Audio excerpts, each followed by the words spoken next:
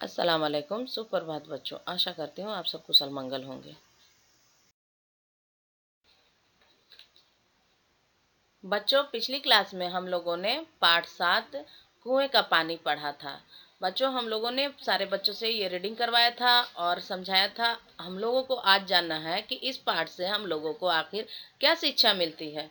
तो बच्चों, हम लोगों को इस पाठ से शिक्षा मिलती है कि लालच ना करने तथा किसी को मूर्ख बनाकर कष्ट ना देने की बात हम लोगों को इस पाठ से सीखने को मिलता है। ईमानदार एवं परिश्रमी बनने की प्रेरणा मिलती है इससे। बच्चों, साथ ही मैं आपको इसमें और डिटेल से समझाना चाहती हूँ कि हमें लालच नहीं करना चाहिए तथा किसी को मूर्ख नहीं बनाना चाहिए। लालच करने का फल ऐसा ही होता है जैसा एक चित्रकथा में बनिए का हुआ।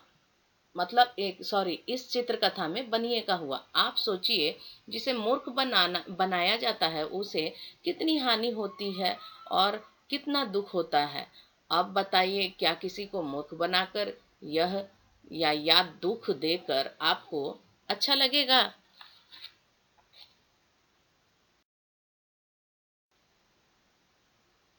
अब आती है बारी बच्चों, हम लोगों को इस पाठ में शिक्षा मिली उसको जान ली। अब उस पाठ में जो दिए गए हैं शब्दार्थ उसको जानेंगे। मैंने पहले दिन ही आप लोगों को कुछ कठिन शब्द उसके अर्थ को बताया था बच्चों, लेकिन आपके पुस्तक में भी जो दिए हुए हैं उसको भी मैं यहाँ पे स्लाइड पे दिखा रही हूँ। आप लोग बाद में इत्मीनान से इसको लिख लीजिएगा बुक से देख करके बच्चों। जैसे पहला शब्द है लालची, यानी जिसके मन में लालच हो, यानी किसी चीज को पाने की बढ़ी हुई इच्छा। न्याय, सच झूठ का फैसला करना। चरण मतलब पैर। क्षमा मतलब माफी। कारागृह मतलब कैद खाना, जेल।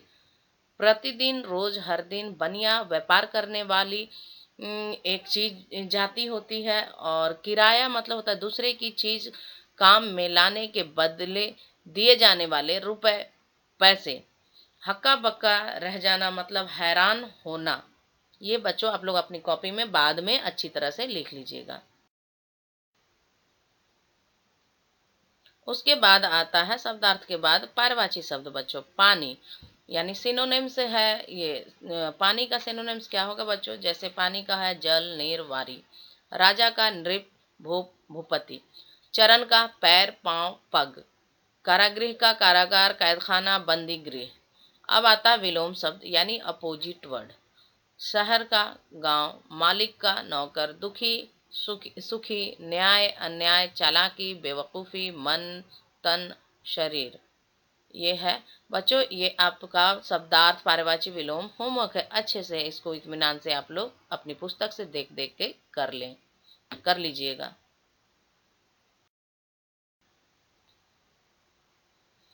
अब आती है बच्चों प्रश्न उत्तर की, जो आपको क्लास वर्क है, ये क्लास में आपको करने हैं। एक बार मैं पढ़कर सुना देती हूँ, यहाँ देख लें आप। पहला प्रश्न है, बनिए ने ब्राह्मण को कुएं से पानी क्यों नहीं भरने दिया? उत्तर है, बनिया लालची था तथा ब्राह्मण को बेवकूफ बनाकर पानी बेचकर रुपए कमाना चाहता था, इसलिए बनिया ने ब्राह्मण को कुएं से पानी नहीं भरने दिया। प्रश्न 2, न्याय के लिए ब्राह्मण किसके पास गया? उत्तर है, न्याय के लिए ब्राह्मण राजा के पास गया। अब आती है बारी प्रश्न 3 की। प्रश्न 3 देखे बच्चों, राजा ने कैसा न्याय किया? उत्तर है, राजा ने उचित न्याय किया। प्रश्न 4, राजा का फैसला सुनकर बनिया हक्का बक्का क्यों रह गया? उत्तर होगा बच्चों, राजा ने बनिए को प्रतिदिन किराए के रूप में 1000 रुपए ब्राह्मण को देने का आदेश दिया, इसलिए बनिया राजा का फैसला सुनकर हक्का बक्का रह गया।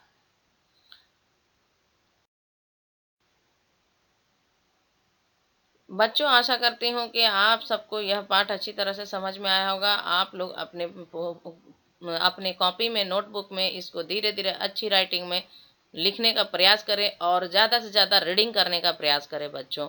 फिर मिलती हूँ अगली क्लास में। धन्यवाद।